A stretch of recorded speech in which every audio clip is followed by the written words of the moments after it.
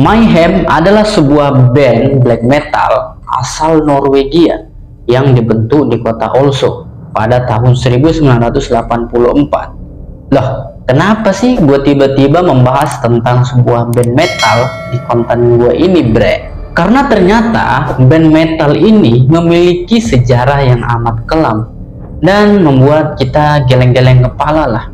Pembunuhan, bunuh diri, serta berbagai penyakit mengerikan lainnya. Nah, membuat band ini memiliki reputasi sebagai salah satu band paling kontroversi di Eropa, bre.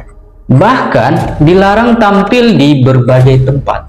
Band tersebut memang memiliki banyak penggemar karena kualitas musik mereka yang dianggap terobosan dan menarik perhatian. Banyak pihak dengan selera musik anti-mainstream yang menyukai musik mereka. Namun, mereka juga dikaitkan dengan aksi pembakaran gereja hingga aksi-aksi kekerasan lainnya. Bahkan, berujung pada pembunuhan dari sang pemimpin band tersebut. Seperti apakah kisah band penuh masalah ini? Kita simak dalam episode kali ini.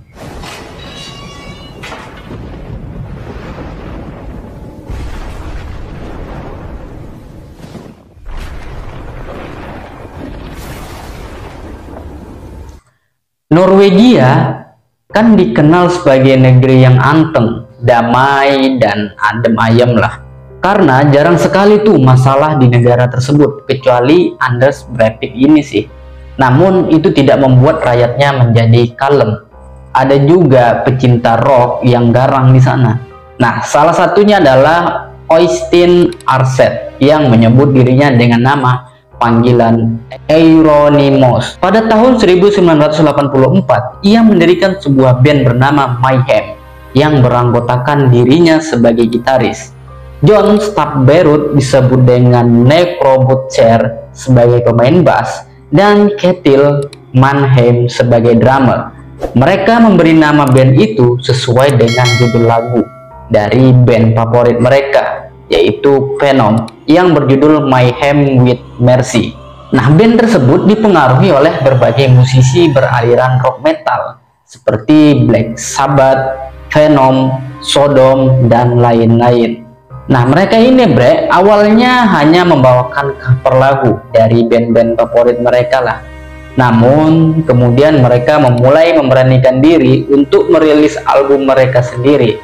Oleh karena itu, Euronymous sebagai pemimpin band mereka kemudian merekrut dua orang vokalis, yaitu Eirik Norheim atau disebut dengan Mesia dan Sven Erik Christiansen atau disebut dengan Maniak sebagai anggota baru mereka pada tahun 1986.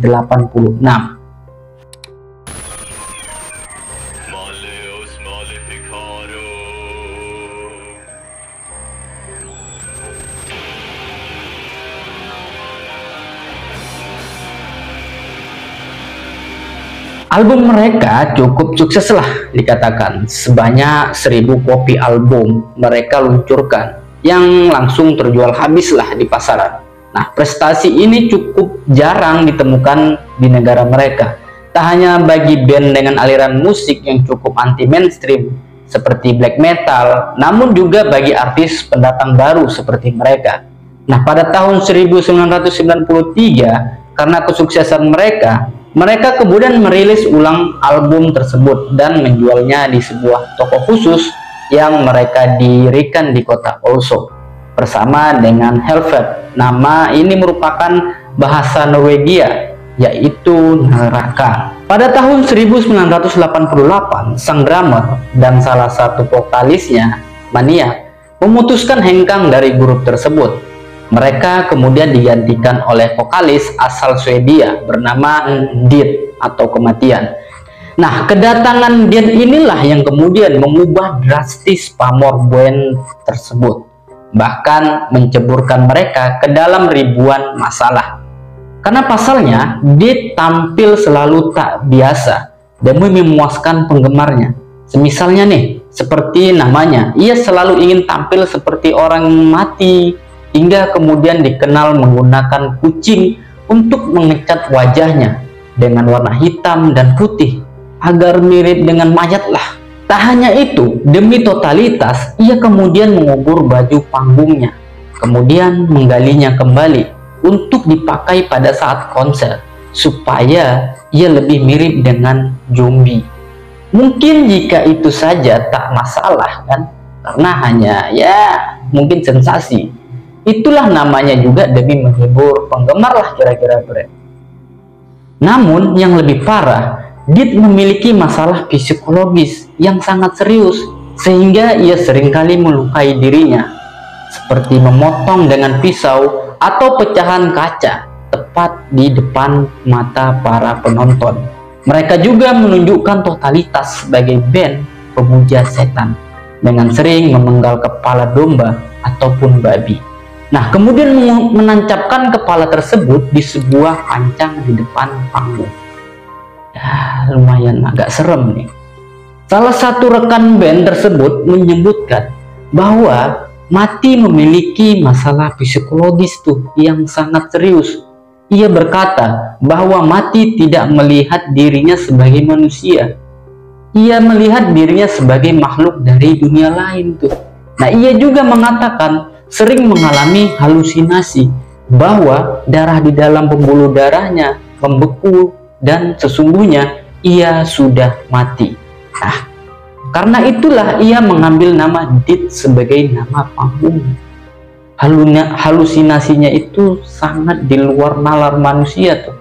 Nah, pada tahun 1990 band tersebut memutuskan pindahlah ke sebuah rumah tua tuh di tengah hutan yang digunakan juga sebagai studio untuk mereka berlatih. Sebagai proyeknya, mereka mulai aktif tuh menulis lagu-lagu untuk album terbaru mereka, yaitu The Mysterious Doom Satanas.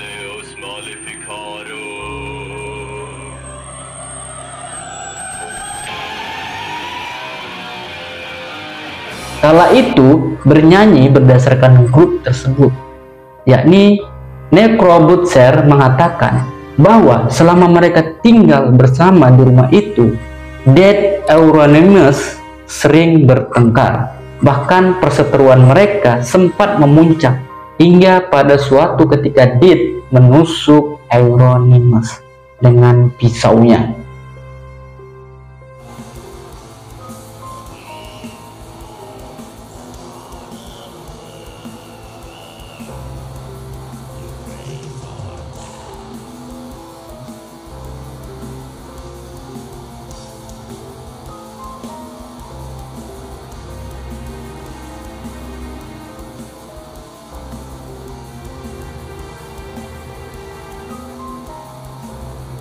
Twist mengejutkan pun terjadi ketika tanggal 8 April 1961, Dead ditemukan bunuh diri di dalam rumah tersebut.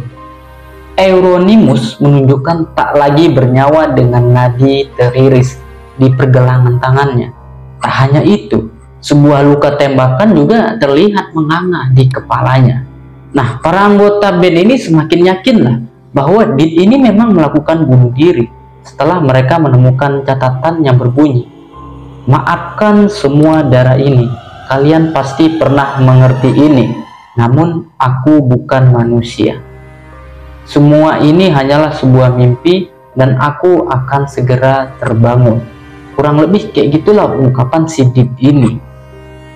Bukannya menghubungi polisi ataupun memanggil ambulans ketika menemukan kondisi Mati yang sudah berlumuran darah, namun Euronymous justru girang melihat mayat temannya ini. Bahkan ia mendorong pergi ke toko terdekat untuk membeli sebuah kamera sekali pakai dan memulai memfoto mayat teman-temannya. Bahkan menata benda-benda di sekitarnya untuk sebuah sesi fotografi. Alasannya karena ia mendapatkan inspirasi itu untuk menggunakan foto mayat teman-temannya sebagai cover album terbarunya nanti. Perbuatan bejat Euronymous itu tentunya menghenyakkan banyak pihak tuh. Bahkan muncul rumor tak sedap bahwa ia juga memasak sup dari otak Dead dan membuat kalung dari tulang-tulang tengkoraknya. Sesama anggota bandnya jelas menampik rumor pertama Tapi mau tak mau mereka harus membenarkan rumor kedua. Ternyata Euronymous memang mengolah tengkoraknya, yaitu tengkorak temannya tadi, menjadi perhiasan cantik. Bahkan sempat menjualnya dengan harga $3.500 atau sekitar 50 juta rupiah kepada fansnya. Nah, rekan-rekan satu bandnya ini tentu shock lah dengan perbuatannya itu. Bahkan sang basis Necrobutcher tadi, yang merupakan kawan karib Euronymous dan membantu merintis band tersebut, sampai ingin membunuh karena jijik dengan perbuatannya tuh. Namun beruntungnya aksi tersebut dicegah oleh rekan satu band lainnya. Tetap saja tuh kematian Dead membuat sang basis masih trauma, hingga akhirnya Necrobutcher keluar meninggalkan band tersebut tuh, karena yang ngeri banget perlakuan para vokalisnya itu kepada temannya tuh. Namun kehilangan salah satu personil perintisnya bukan berarti band tersebut lantas bubar, karena pada tahun 1993 mereka kembali meluncurkan album baru, di mana demi membuat cover yang sama dan konsistennya dengan cover mereka sebelumnya, Euronymous dan basisnya yang baru, Craig Vikernes, berkonspirasi untuk membuat katedral Nidaros, yaitu gereja utama di kota Oslo, Norwegia, sebagai cover album mereka. Namun sebelum hal itu terjadi, sebuah plot twist dalam perjalanan karir band mereka terjadi. Pada 10 Agustus 1993, Vikernes dengan terang-terangan membunuh Euronymous ketika ia mengunjungi apartemennya bersama dengan rekan-rekannya, yaitu Snorre yang juga adalah gitaris baru band tersebut. Kala itu Vikernes dan Krauss pergi ke apartemen Euronymous, di mana mereka mulai berkelahi tuh. Vikernes kemudian menusuk Euronymous sehingga ia pun terbunuh. Yang mengejutkan, ditemukan sekitar 23 luka sayatan di dalam tubuhnya, antara 2 di kepala, 5 di leher, dan 16 di punggungnya.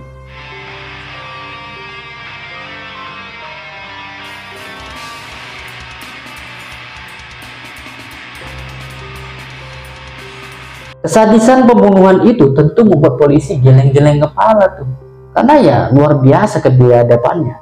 Namun Vikernes sendiri menyangkal pembunuhan itu dilakukan secara sengaja, melainkan mengakui bahwa ia sengaja membunuh untuk membela diri.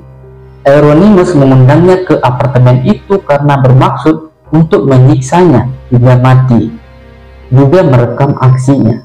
Nah, mungkin sebagai sensasi untuk album terbarunya tadi tuh.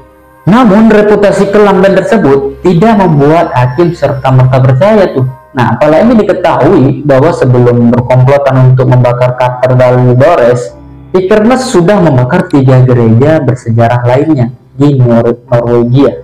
Nah, apalagi tuh rekannya Raj yang kala itu hanya menunggu di bawah tangga dan sama sekali tidak mengambil bagian atas pembunuhan Euronymous, juga dihukum tuh selama 8 tahun penjara. Setelah kematian pemimpin band tersebut pada tahun 1994, satu-satunya anggota band tersisa yakni sang drummer Elhammer tadi tuh. Nah, menarik 2 rekannya yang telah meninggal band tersebut, yaitu Maniac dan Necrobutcher, kembali bergabung membangkitkan semangat band inilah. Mereka juga merekrut gitaris baru tuh untuk menggantikan mendiang Euronymous. Yang mana kontroversi yang dulu melanda mereka membuat banyak pihak merasa skeptis melihat band mereka. Namun ternyatanya banyak yang menantikan kembalinya mereka. Bahkan album baru yang mereka rilis ternyata cukup sukses lah, hingga mereka berhasil tuh tampil di panggung mancanegara. Setelah kematian Euronymous, sosok band Mayhem memang tidaklah sekelam dulu, dimana mereka seringkali ditolak tuh tampil di mana-mana karena memang aksi panggung mereka yang melanggar norma-norma yang sepatutnya. Bahkan di negeri bebas semacam Norwegia sendiri, namun tetap saja membuat mereka tidak lepas tuh dari kontroversi yang mereka lakukan.